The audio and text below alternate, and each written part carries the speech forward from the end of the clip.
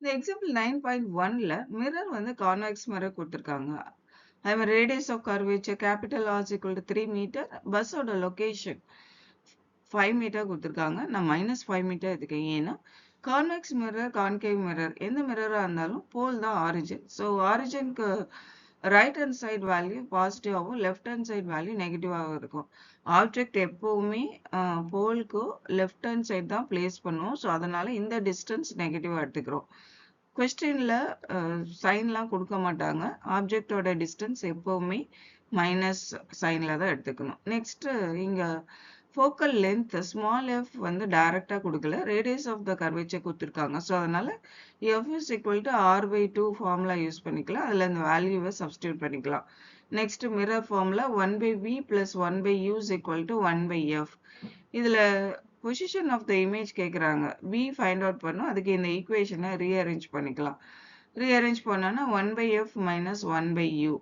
1/f நமக்கு f ஓட value தான் தெரியும். அதனால 1/f ரெசிப்ரோக்கல் எடுத்துக்கலாம். ரெசிப்ரோக்கல் எடுத்துட்டு இந்த வேல்யூ சப்ஸ்டியூட் பண்ணிக்கலாம்.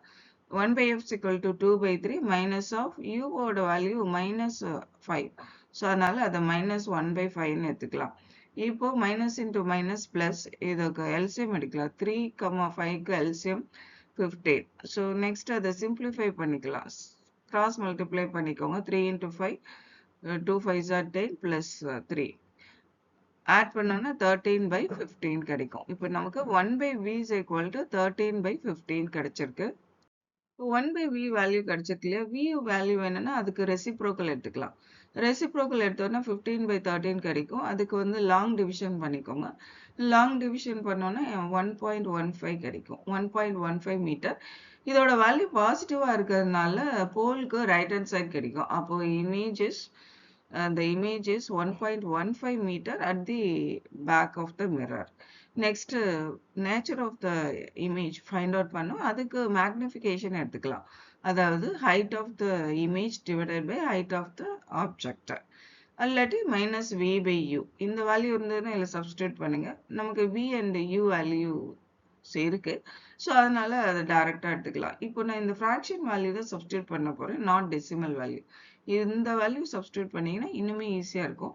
மைனஸ் ஆஃப் இது ஃபார்முலாவில் இருக்கிற மைனஸ் 15/13 டிவைடட் பை யூவோட வேல்யூ -5 எடுத்துக்கணும். இப்போ இதை சிம்பிளிஃபை பண்ணிக்கலாம். 15/13 இன்ட்டு இந்த மைனஸ் கேன்சல் ஆகிடும், 5 கிடைக்கும். அப்போது 3/13 மேக்னிஃபிகேஷன் வேல்யூ 3/13 கிடைச்சிருக்கு.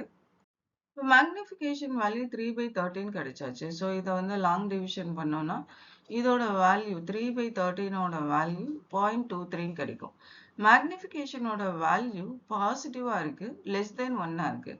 லெஸ் தென் 1 இருக்கிறப்போ அதோட சைஸ் வந்து ஸ்மாலர் இன் சைஸாக இருக்கும். பாசிட்டிவாக இருக்கிறதுனால virtual and erect இருக்கும். So the image is virtual erect and smaller in size by the factor of 0.23.